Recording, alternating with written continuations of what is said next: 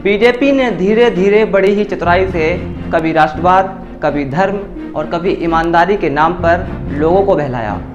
संघ इसमें भाजपा का मार्गदर्शक बना और लोगों ने ये मानना शुरू कर दिया कि देश के इन हालातों में कांग्रेस जिम्मेदार है। जैसे गर्म लोहे पर वार करके उसे अपने मुताबिक ढाला जाता है, वैसे ही भाजपा ने लोगों की नाराजगी को गलतफहमियों में बदला और उनकी भावनाओं में अपना सियासी हथौड़ा चलाते हुए सत्ता तक पहुंचने का रास्ता तैयार कर लिया। यूपी में लोगों को बड़े बड़े सपने दिखाए गए। 1 लाख शिक्षा मित्रों का रद्द हुआ समायोजन वापस लाने के लिए झूठे संकल्प पत्र दिखाए गए। बढ़ते अपराधों पर तुरंत न्याय दिलाने और प्रदेश की जनता को सुरक्षित महसूस करने के वादे किए गए। लेकिन इन सब के बीच वो ये भूल गए कि प्रदेश में लोगों को सबसे पहले रोजगार चाहिए। योगी को उत्तर प्रदेश के मुख्यमंत्री का 5 साल का कार्यकाल अब लगभग खत्म होता जा रहा है। कुछ चंद महीनों में ही यूपी में विधानसभा चुनाव होने हैं और ऐसे में जरूरी है समय में पीछे जाकर एक नज़र उन बहुचर्चित अपराधों और वादों पर डाली जाए जिसके सपने योगी ने प्रदेश की जनता को दिखाए थे। योगी के कार्यकाल की पूरी क्रोनोलॉजी समझने के लिए हमें समय में 5 साल पीछे जाना होगा। मेरे साथ साथ चलेंगे तो आपको दिखेगी एक तारीख, 19 मार्च 2017, दिन रविवार, जब उत्तर प्रदेश के मुख्यमंत्री अपने सीएम पद की शपथ ग्रहण कर रहे थे। उसी समय कुछ लोग टीवी देखते देखते सवाल कर रहे थे और उत्तर प्रदेश के उज्जवल भविष्य की कामना कर रहे थे। लेकिन मुझे समझ नहीं आता ये देश किस ओर जा रहा है। मैं नहीं समझ पा रहा कि इस देश का भविष्य क्या होगा। भूल जाइए वो दिन जब भारत को सोने की चिड़िया कहा जाता था। भूल जाइए वो दिन जब वरदान देने से औरत का गर्भ ठहर जाता था। हमें पता है कि इसके पीछे एक बायोलॉजिकल प्रोसेस है। भूल जाइए वो दिन जब बच्चे की गलती होने पर उसके पिता मारते थे तो बच्चा चुप हो जाता था। भूल जाइए वो दिन जब बड़े और छोटे का मान क्या है इसका संस्कार सिखाया जाता था। आज तो इस देश में सिर्फ एक ही फॉर्मूला अपनाया जाता है, ना बाप बड़ा ना भैया, जब हाथ में हो रुपया तो हम बन गए सबके सैया की तर्ज पर दूसरों को नीचा दिखाया जाता है। बाप अपने बच्चे को पीटे तो बच्चा पलट के ही बाप को ही झापड़ मार देता है। सड़क पर पड़े घायल व्यक्ति को बचाने के बजाय सेल्फी लेना जरूरी हो जाता है। एक महिला जब नामांकन करने जाती है तो उसकी साड़ी खींचकर हमें त्रेता युग की द्रौपदी का चीरहरण असल दुनिया में कैसे हुआ ये लाइव करके दिखाया जाता है। हम हर रोज अपराध से रूबरू होते हैं। अपने आसपास होते अपराधों को हम नजरअंदाज करते रहते हैं। छोड़ दीजिए उन चैनलों को जो आपको दिन रात गर्मी सर्दी में जाति धर्म का पाठ पढ़ाते रहते हैं। इस देश में आस्था के नाम पर लाखों लीटर दूध गंदी नालियों में बहा दिया जाता है, लेकिन एक बच्चा मंदिर में पानी पीने जाए तो उसके मुस्लिम होने से उसको बेरहमी से पीटा जाता है। विज्ञान ने इतनी तरक्की कर ली कि मानव चांद की सतह पर अपना झंडा छोड़ाया है, लेकिन लोग अभी भी जाति धर्म और अंधविश्वास में ही उलझे हुए हैं। अब आप सोचने लगे होंगे कि पवन भैया आज आप कहाँ संस्कार का दुनियादारी अपराध की बातें कर रहे हैं, इसकी क्या जरूरत है। लेकिन मैं कहता हूँ जरूरत है, अभी जरूरत है और इस वक्त जरूरत है। इसीलिए मैं फिर कह रहा हूँ, चैनल मत बदलिए, दूसरी वीडियो के थंबनेल मत देखिए, वीडियो में कमेंट्स मत पढ़िए और सुनिए ये बातें जो आपकी आंखों में बंधी काली पट्टी को उतारने में आपका साथ देंगे। क्योंकि आज वफा और बेवफा की वो बात होगी जो आपको जीना सिखाएगी, सही सरकार को चुनना सिखाएगी। ये जरूरी है और जरूरी होना भी चाहिए। कहीं ऐसा ना हो कि आपकी एक गलती का हर्जाना आपके किसी के खो जाने से भरना पड़े। 2017 से शुरू ये खूनी खेल कितना बड़ा और भयानक हो सकता है ये आपको समझना होगा। समझने के लिए आपको सुनना होगा और सुनने के लिए आपको वर्तमान समय से लगभग 5 साल पीछे जाना होगा और समझना होगा इस पूरे खूनी खेल को। तो शुरू करते हैं NIN बुलेटिन और बढ़ते हैं आज की खबर की तरफ। साल 2017 उत्तर प्रदेश में विधानसभा चुनाव हुए और बीजेपी से यूपी के नए मुख्यमंत्री योगी आदित्यनाथ बने। वादे किए गए कि यूपी में गुंडा राज जड़ से खत्म हो जाएगा, सड़कों में गड्ढे खत्म हो जाएंगे, हर शहर स्मार्ट हो जाएगा, शिक्षा मित्रों का रद्द हुआ समायोजन वापस लाया जाएगा और इसी समायोजन के सपने दिखाकर योगी सरकार ने बड़ी ही चतुराई से शिक्षा मित्रों से लाखों वोट हासिल किए और इन्हीं सब में से एक प्रमुख मुद्दा था गुंडा राज खत्म करने का, जिसके बारे में आज हम इस कार्यक्रम में विस्तार से जानेंगे कि यूपी में गुंडाराज बढ़ा या फिर कम हुआ। यूपी में गुंडाराज खत्म करने की बात चल रही थी और योगी के यूपी में सीएम बनने के ठीक 1 साल बाद ही उत्तर प्रदेश में पहला बड़ा कांड सामने आया, जिसमें 15 साल की लड़की को जिंदा जला दिया गया। ये घटना 18 दिसंबर 2018 को हुई। लड़की का नाम था संजली। संजली को तैयारे भाई ने एक तरफा प्यार में पेट्रोल डालकर जिंदा जला दिया था। घटना में शामिल उसके 2 अन्य साथियों ने पुलिस की गिरफ्त में आने के बाद पूरी घटना कबूल ली। पुलिस ने आरोपियों की निशानदेही पर कई अहम साक्ष्य भी संकलित किए। 36 घंटे बाद उसकी अस्पताल में सांसें थम गईं। इस मामले का पूरे देश में विरोध हुआ। हर गली नुक्कड़ चौराहे पर संजली को न्याय दिलाने के प्रदर्शन होने लगे, जिसकी कवरेज आपके चैनल नेशनल इंडिया न्यूज ने खुद जाकर की। जिस दिन ये प्रदर्शन हो रहा था उसी दिन 2 और लड़कियों की हत्या, रेप और बलात्कार की खबरें सामने आईं। सरकार पर दबाव पड़ा तो मामले में पुलिस की कई टीमें लगा दी गईं, जिसके बाद इस पूरे मामले का खुलासा हुआ। लेकिन लोग इससे संतुष्ट नहीं थे। उन्हें लग रहा था कि पुलिस ने दबाव में आकर मामले को जल्दी निपटने के चक्कर में निर्दोष लोगों को पकड़ा, लेकिन ये कितना सच है इसका कोई सबूत नहीं है। संजली का मामला खत्म हुआ तो साल 2018 में एक और बड़ा कांड सामने आया। मामला उत्तर प्रदेश के बुलंदशहर का था, जिसमें भीड़ ने एक दरोगा की हत्या कर दी। नाम था सुबोध। तारीख थी 3 दिसंबर 2018 और समय था सुबह के तकरीबन 10 बजे का। यूपी के बुलंदशहर की ये घटना थी और इसी बुलंदशहर में एक गांव है, इसका नाम है सियाना। इलाका थोड़ा जंगल वाला है। यहीं पर 2 गांव महुआ और चिंगरावटी हैं, जहां के लोगों को जंगल में जानवरों का कंकाल दिखा। लोगों को शक हुआ कि शायद गाय मारी गई है। उन्होंने सियाना पुलिस चौकी को खबर की। पुलिस महाव गांव पहुंची। वहां 50-60 से ज्यादा की भीड़ जमा थी। लोग नाराज हो रहे थे, कह रहे थे कि पुलिस कुछ करती ही नहीं है। पुलिस ने उन्हें आश्वासन दिया कि मामले की जांच की जाएगी, मगर गांव वाले चाहते थे कि एकदम मौके पर फैसला हो जाए। वो पुलिस से उसी समय कार्रवाई करने को कह रहे थे। इसी बात को लेकर गांव वालों की पुलिस टीम से नोकझोंक हो गई। इसके कुछ देर बाद दोपहर तकरीबन 1:30 बजे एक भीड़ चिंगरावटी पुलिस चौकी पहुंची। जानवरों के जो हिस्से जंगल में मिले थे, लोग उन्हें ट्रैक्टर पर लाद कर चौकी के सामने पहुंचे थे। सियाना के थाना प्रभारी सुबोध कुमार सिंह अपने साथ कुछ पुलिस वालों को लेकर वहां पहुंचे। उन्होंने ग्रामीणों को कार्रवाई का आश्वासन देते हुए इस मामले में FIR दर्ज कर ली। FIR दर्ज किए जाने के बाद भी भीड़ वहां से नहीं हटी।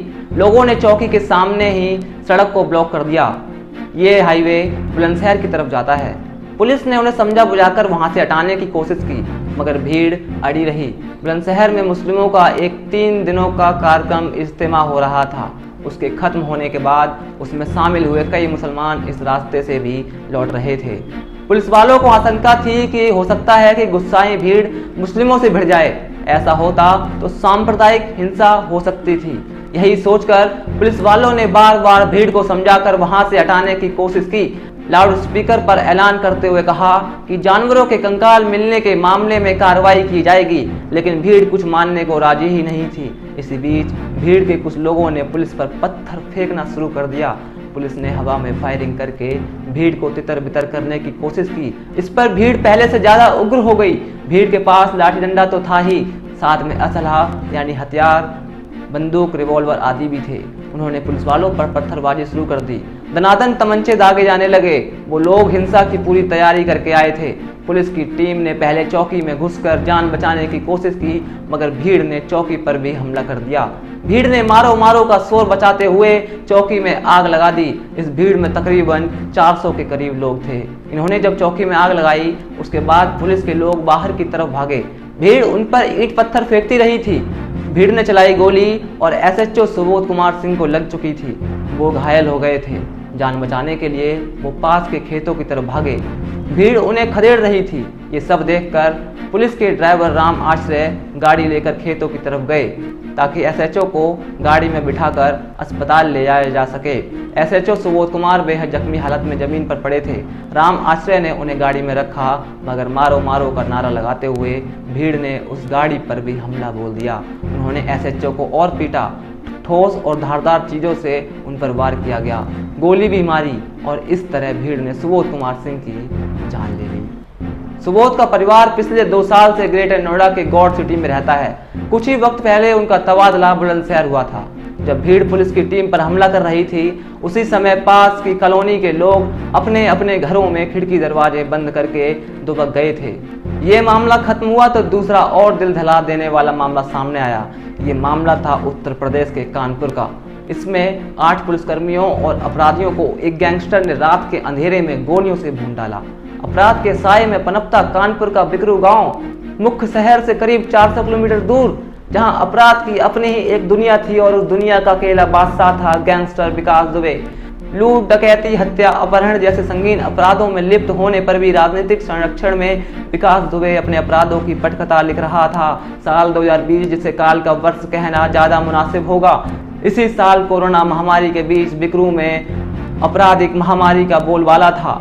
इस आपराधिक महामारी को जड़ से खत्म करने के लिए 2-3 जुलाई की दरमियानी रात सीओ देवेंद्र मिश्रा के नेतृत्व में पुलिस टीम ने बिकरू गांव में धावा बोला, लेकिन होनी को शायद कुछ और ही मंजूर था। पुलिस विभाग के किसी विभीषण ने विकास दुबे को इस एक्शन की जानकारी पहले से ही दे दी और उसे सावधान कर दिया। एक साथ 3 थानों की फोर्स पूरी तैयारी के साथ रात के अंधेरे में विकास दुबे को दबोचने निकली। उस रात थाने के सबसे छोटे पद से लेकर डिप्टी एसपी रैंक तक के अधिकारी छापेमारी करने पहुंचे थे।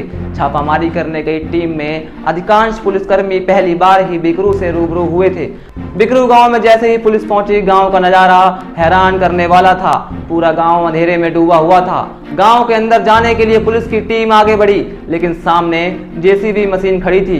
रास्ता इतना सकरा था कि गाड़ी तो दूर की बात थी, पुलिस वाले पैदल भी बड़ी मुश्किल से ही आगे बढ़े।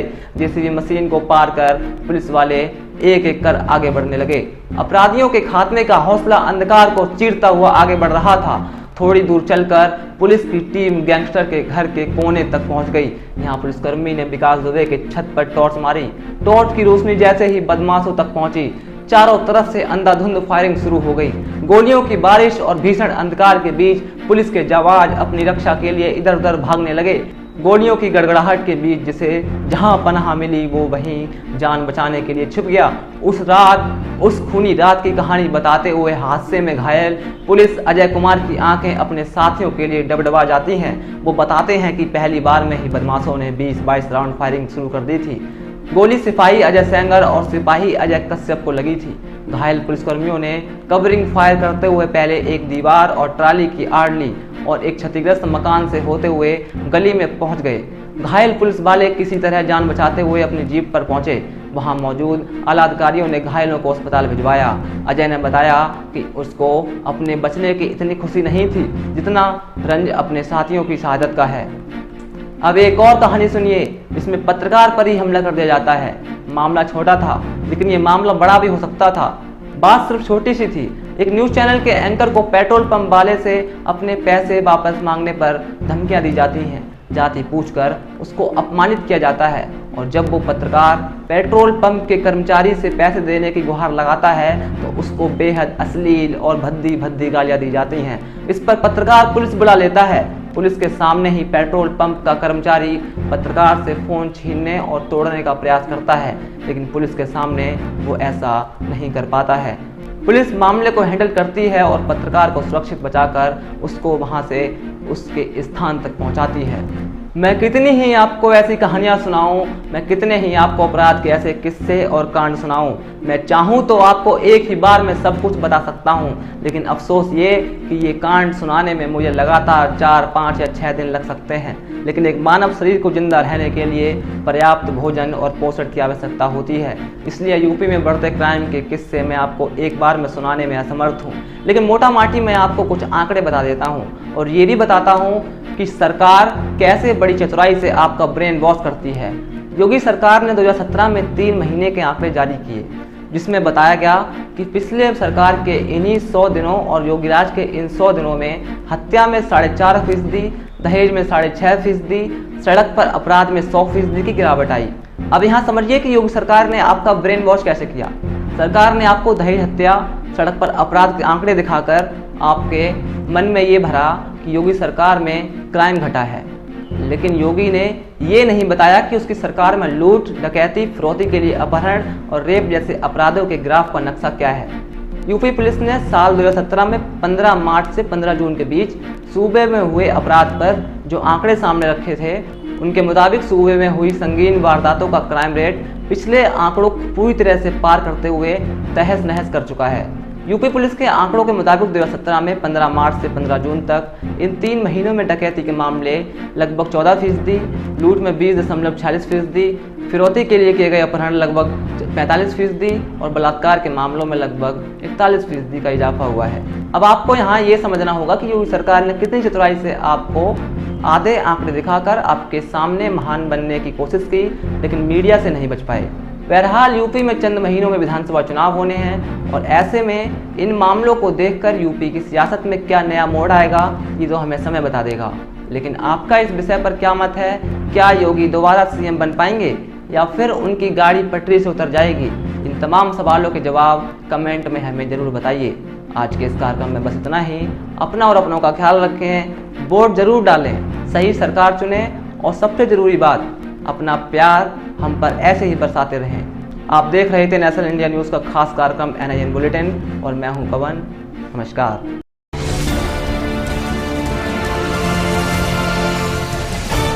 Please subscribe and don't forget to press the bell icon to get notified whenever we upload a new video.